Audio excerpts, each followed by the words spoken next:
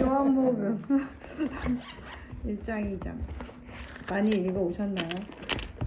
요한복음 말씀이 하나님이 지금 하나님 태초에 말씀이 계시니라 이렇게 시작하면서부터 이제 시작인데 이 부분이 사람의 그 거듭남에 대해서 설명하고자 시작하시는 부분 같아요. 이 요한복음 말씀이 그 뒤에 바로 3장에서 보면 이제 지금 이번에 나눌 말씀은 아니지만 3장에서 예수님이 니고데모에게 거듭남에 대해서 말씀하시잖아요. 이게 일맥상통하는 것 같아요. 그러니까 요한복음은 뭔가 그 거듭남의 사건에 대해서 조금 구체적으로 설명하고 싶어서 하시는 것 같고, 그러니까 태초에 이제 말씀이 계셔가지고 그 말씀이 하나님과 함께 계셨으니 이 말씀이 곧 하나님이신데 그가 태초에 하나님과 함께 계셨고 만물이 그로 말미암아 지은 바 되었으니 지은 것이 하나도 그가 없이는 된 것이 없느니라. 그리고 그 안에 생명이 있었으니 이 생명은 사람들의 빛이라. 빛이 어두움에 비치되 어두움이 깨닫지 못하더라. 이 부분이 결국에는 우리가 다 알지만 예수님 설명한 거잖아요. 근데 이제 이 부분이랑 이 부분 보면은 딱 떠오르는 게 구절이 어디가 떠오르세요? 뭔가 일치하는 구절이 창세기 1장 태초에 이제 태초에 하나님이 천지를 창조하시니라 하고서는 가라사대 빛이 있으라 하시잖아요. 맞아. 그러니까 그 부분이랑 이게 거의 일치하는 거거든요. 사실 빛이 있으라. 그래서 창세기 1장 3절에 보면 하나님이 가라사대 빛이 있으라 하심에 빛이 있었고, 그러니까 그렇게 하면서 그게 첫째 날이잖아요. 천지를 창조하시는데 말씀으로 창조를 하시고 첫째 날 그 빛이 이 세상에 그치 예수님인데 그 빛이 그 빛을 제일 먼저 창조하세요. 그러면서 이제 어둠과 빛을 나누시죠. 빛과 어두움을 나누시죠. 그 전까지는 뭐만 있었던 거예요? 빛. 이 세상에 어두움만 있었던 거죠. 하여튼 그 상태였던 것을 이제 말씀으로 빛이 있으라 해가지고 빛과 어두움을 나누신 게 맨 처음이거든요. 근데 이제 지난번에도 제가 얼핏 말씀을 드렸지만 결국에는 그게 우리 마음을 얘기한다. 우리 내면도 얘기를 하는 것이다. 그렇다고 하면 우리가 처음에 시작이 뭐예요? 어두움. 처음에 하나님이 아담을 뭘로 지으신다고 하시죠? 흙으로 지으시죠. 그게 아파르인가 그래요. 히브리어로. 그게 먼지거든요. 그러니까 먼지로 이제 지으시는 거예요. 그러니까 하나님이 뭔가를 불어넣으시기 전에는 우리는 그냥 먼지일 뿐인 거죠. 그러니까 아무런 의미가 없는 무생물과 같은 존재인 거예요. 그거를 또 다른 말로 하면 어둠인 거죠. 어둠인데 이제 그때 하나님이 말씀을 하셔가지고, 그러니까 우리는 먼지면 뭐 의지가 있나, 뭐 할 수가 있나. 그치. 아무것도 못 하잖아. 아무것도 못 하는데 순전히 하나님이 말씀하셔가지고 우리한테 빛이 들어오는 거예요. 우리 마음에. 근데 그게 이제 예수님이죠. 하여튼 들어오는 거예요. 그게 이제 우리의 말하자면 하나님이 우리 마음을 창조하시는 시작인 거죠. 그래서 이제 그거를 말씀하시고자 지금 여기서 이제 시작을 하신 건데, 근데 하여튼 근데 들어오면 이제 어두움하고 빛이 같이 있는 거죠. 공존하고 있어요. 어두움이 우리 땅에 원래 가득했었는데 이제 거기 빛이 비친 거예요. 그러니까는 이제 근데 어두움은 여기 나오는데 깨닫지 못해요. 빛을 이때 당시에 처음에는 깨닫지 못해요. 진짜. 우리 마음은 그거를 깨닫지를 못하는데 일단은 들어온 거예요. 그러면은 빛과 어두움이 이렇게 나눠져요. 그래가지고 그래서 천지창조에서 처음 생긴 게 뭐예요? 낮과 밤이 생겨요. 그 전까지는 낮과 밤이라는 게 존재할 수가 없어요. 근데 이제 밤만 있었던 거죠. 우리 안에 밤만 있었는데 이제 빛이 들어오니까 빛의 마음도 있을 수 있고 우리는 어둠의 마음이 있을 수 있는 그런 상태가 비로소 되는 거예요. 그러니까 그 전까지는 우리가 그럴 가능성이 전혀 없어요. 전혀 없는 상태에서 빛이 말씀을 통해서 우리가 들어오니까 이제 우리는 하나님의 마음을 비로소 이제 알 수 있는 존재가 된 거죠. 또 여기서 이제 그 다음에 요한이 나오잖아요. 세례 요한. 세례 요한은 이제 우리한테 말하자면 예수님이라는 빛이 오기 전에 여기서 설명이 쭉 나오는데 그 전에 있는 사람이잖아요. 그 전에 예수님 전에 와서 예수님이 오실 길을 예비하는 광야에서 외치는 자의 소리잖아요. 근데 그 사람이 그러니까 결국에는 와가지고 우리를 예수님이 오실 수 있게 빛이 우리 마음속에 들어올 수 있게 길을 예비하는 사람인데, 그러니까 그거는 뭐를 의미하냐면은 요한은 뭘 주는 사람이죠? 물세례. 세례. 물세례를 주는데 그게 회개 세례라고 하거든요. 그러니까 회개를 통해서만 예수님이 우리 마음에 들어올 수 있어요. 그러니까 빛이 들어오는 거야. 그거를 말씀하는 거예요. 그래서 세례 요한이 반드시 앞에 있어야 되는 거예요. 그러니까 예수님 전에 올 수밖에 없는 거예요. 그러니까 그걸 예언하신 거죠. 이제 이사야 말씀에 광야에서 외치는 자의 소리가 그 우리 메시아보다 일찍 먼저 와서 우리 오실 길을 예비할 것이다. 그걸 예언을 해 주셨는데, 그러니까 그런 의미 때문에 있었고, 그래서 세례 요한은 나는 물세례를 주지만은 내 뒤에 오신 이는 성령으로 세례를 주실 것이다. 그러니까 그것도 다 순서예요. 당연히 물세례가 먼저 세계가 있어야 빛이 들어오잖아요. 그리고 그 다음에야 성령이 오실 수 있죠. 예수님을 통해서 성령이 오시니까. 예수님을 여기서 빛이라고 설명을 하고 그리스도는 어떻게 보면 아까 얘기한 그 성령의 세례, 성령 세례.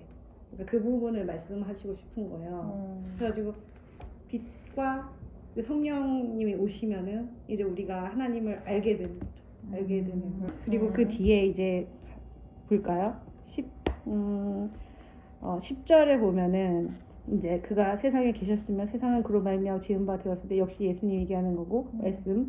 세상이 그를 알지 못하였고 자기 땅에 오매 자기 백성이 영접지 아니하였으나 근데 영접하는 자 곧 그 이름을 믿는 자들에게는 하나님의 자녀가 되는 권세를 주셨으니, 이 부분이 결국에는 이게 거듭남이잖아요. 영접하는 자 곧 그 이름을 믿는 자가 하나님의 자녀가 됐으니까 자녀가 태어난 거잖아요. 그러니까 하나님의 자녀가 된 거잖아요.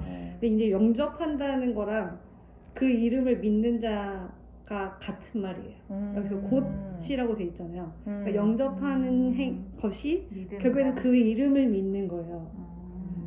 근데 여기서 그 이름이 히브리어로 쉔이에요. 쉔인데 쉰이랑 램의 합성어거든요. 쉰은 불이란 뜻이고 빛 이런 뜻이고, 램은 물, 말씀이란 뜻인 거예요.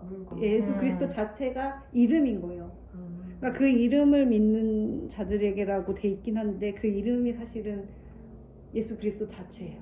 예수 그리스도 자체를 믿는 것이 결국엔 또 어떤 거냐? 영접하는 거잖아요. 영접하는 거 우리 뭐예요? 이렇게 환영하는 거잖아. 받아들이는 거.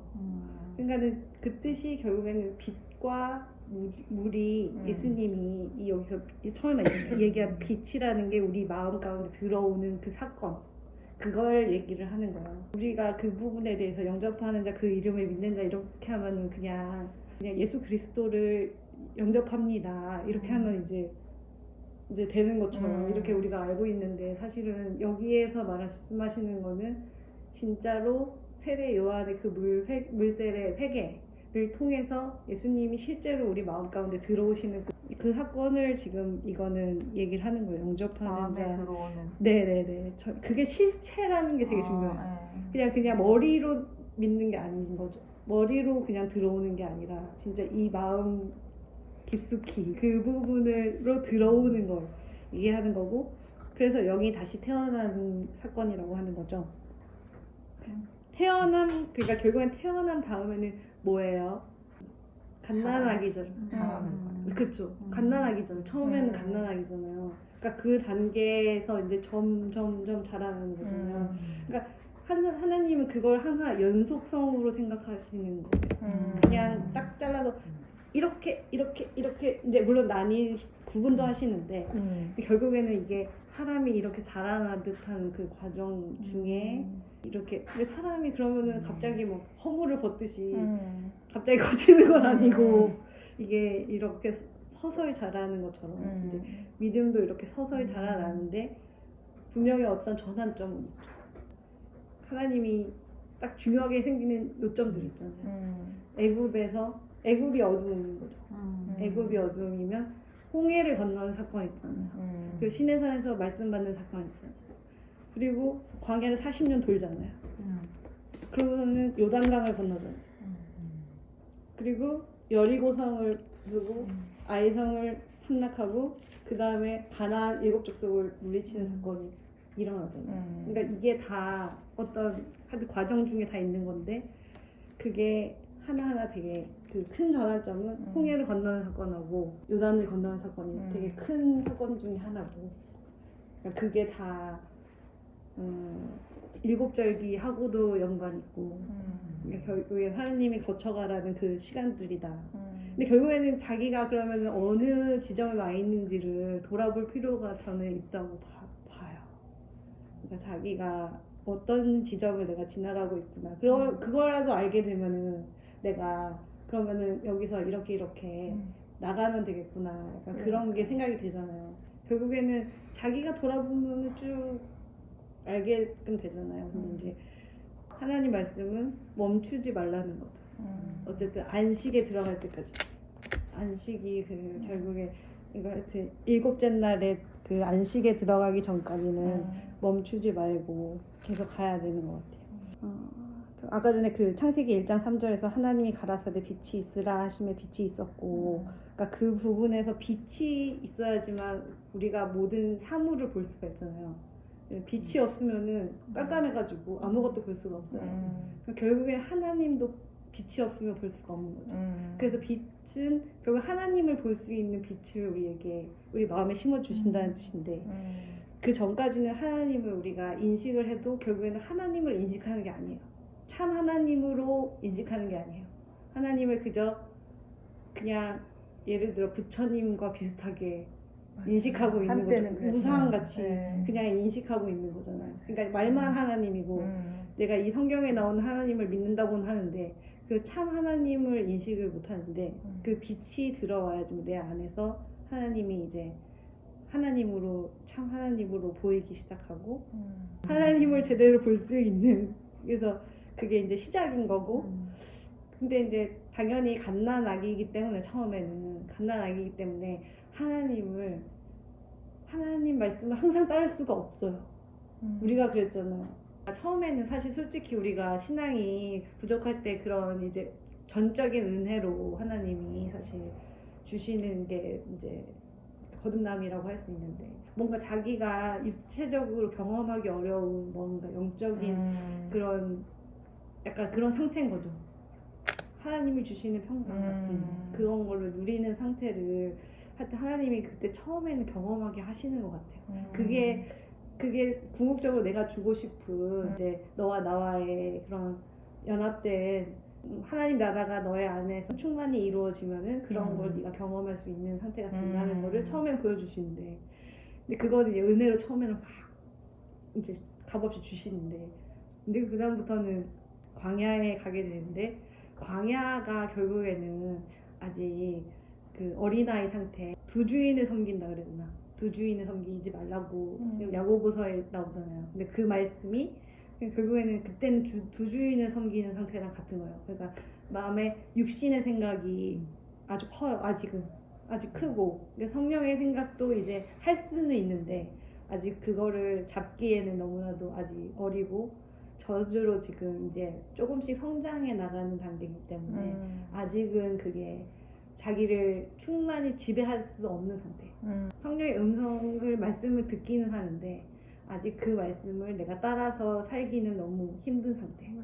그게 이제 광야예요. 그래서 이스라엘 백성들이 다 간음하고 원망하고 다시 돌아가겠다고 하고 막 그렇게 하는 게 그런 우리들의 이제 모습들, 우리 안에서 하나님 말씀을 따라가지 못하고 옛남편이라고 하죠.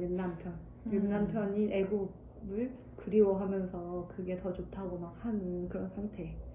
이제 그런 상태를 이제 얘기를 하는 것 같고요.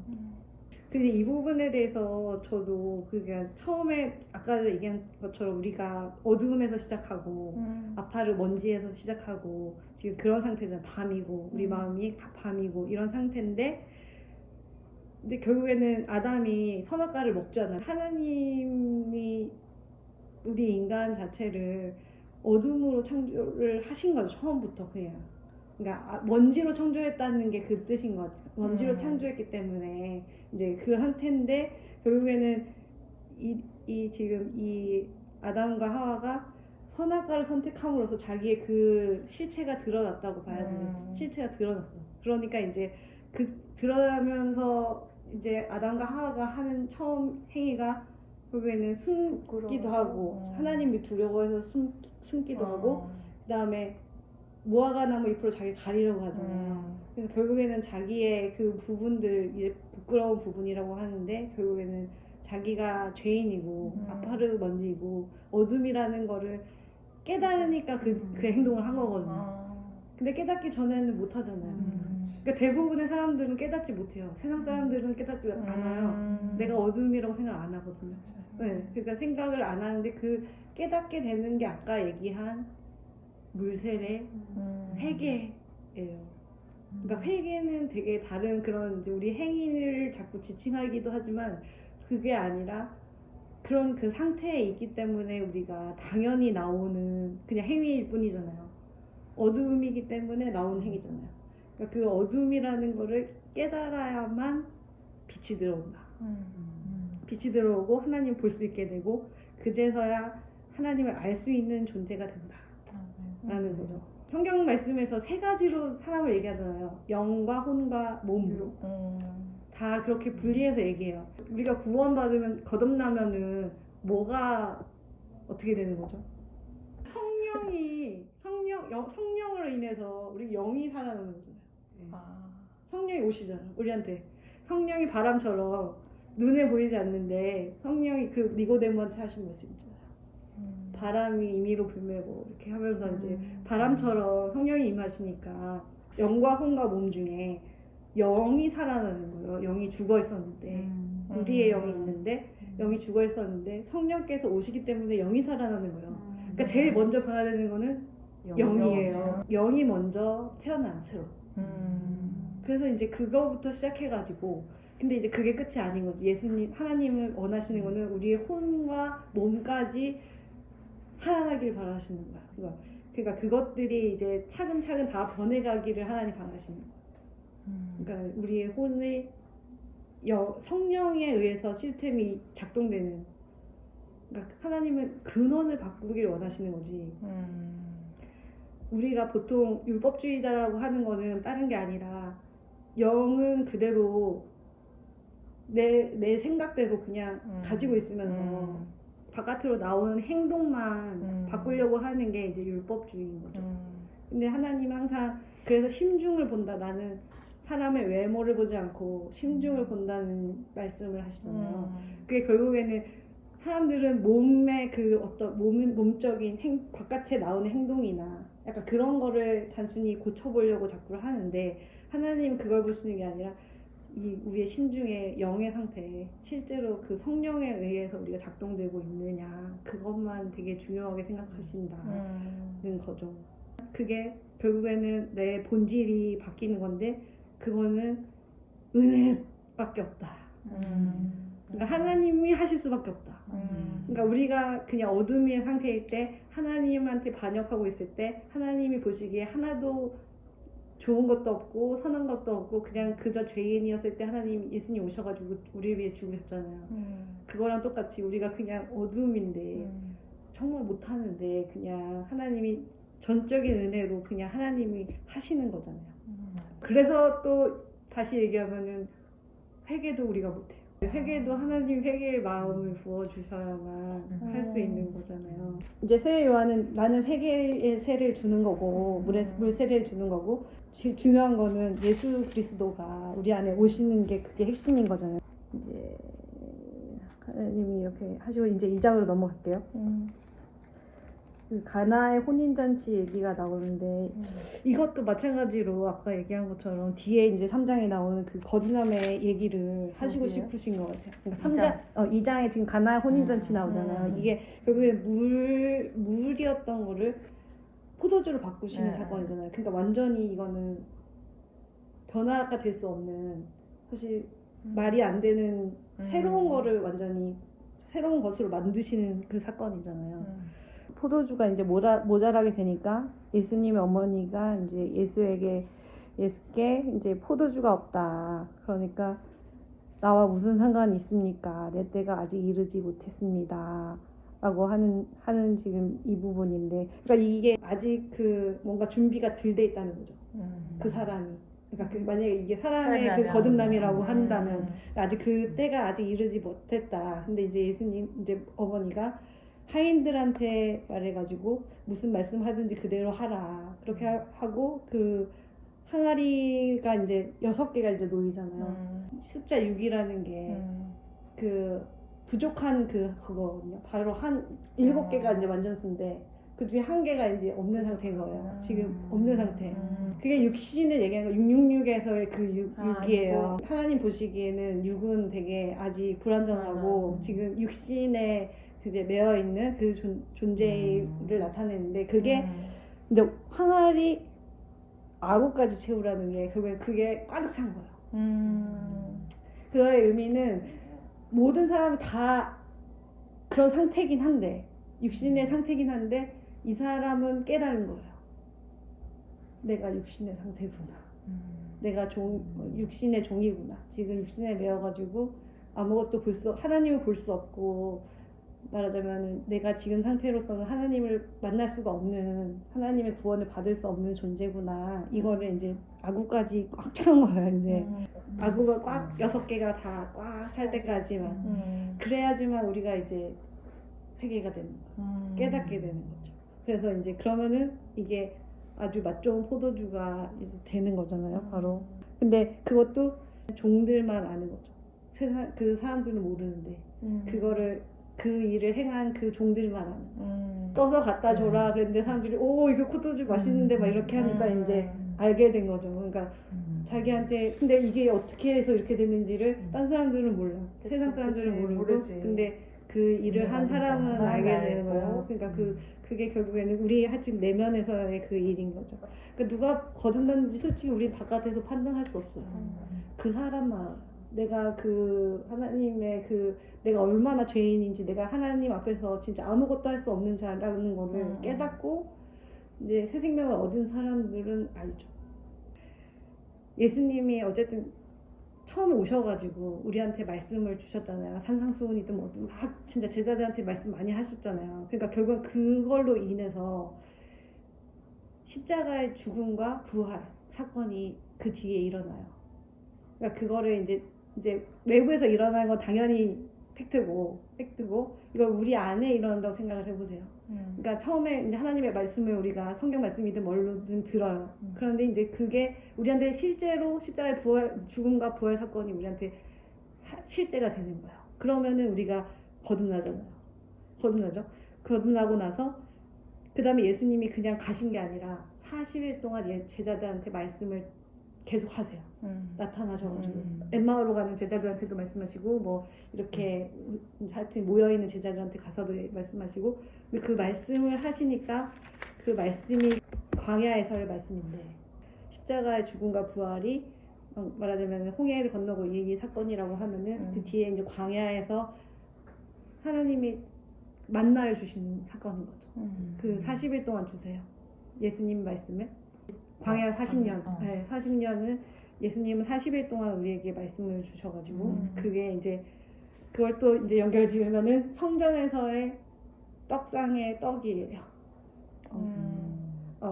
만나 같은 거죠. 네, 말씀 그게 의미하는 게. 그래서 이제 그 다음에 오는 게 뭐냐? 그 다음에 오는 게 예수님이 하늘로 승천하시고 오순절 사건이 일어나죠. 그때 이제 성령이 강림하시는 거죠. 그때 성령이 강림하시면은 이제 그 다음부터는 안에서 솟아나는 예수님 말씀이 우리 안에서 예수님은 이제 안 보여요. 바깥에서 처음엔 들렸는데 예수님이 말씀하시길 이제 그때부터는 안에서 들려요. 성령께서 안에 오셨기 때문에. 그래서 그 말씀은 그 지성소의 언약궤 샘물 같은 말씀. 샘물이 솟아난다. 우리 안에서 생수가 솟아난다. 샘물. 그리고서는 이제 그 뒤에 오는 게 이제 오순절 다음에 나팔절. 그죠. 나팔절 그 다음에 대속제일, 축제일, 그 다음에 초박절. 그러니까 초박절에 그래서 예수님이 나타나셔가지고 선포하신 게 생수의 강이 너희 배에서 흘러 넘치리라 이렇게 한 거잖아요. 그러니까 결국에는 그게 이제 가득 차서 넘쳐 흐르는 거. 우리 하나님의 말씀이 내 안에서 이제는 샘솟듯 요만큼 솟는 게 아니라 강처럼 솟아가지고 이제 흘러 넘쳐서 나가는 거죠.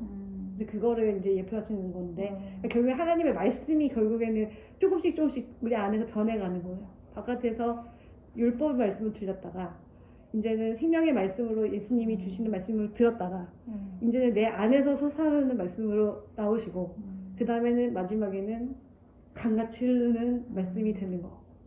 그러니까 그거를 이제 단계별로 한다고 볼 수 있는 것 같아요.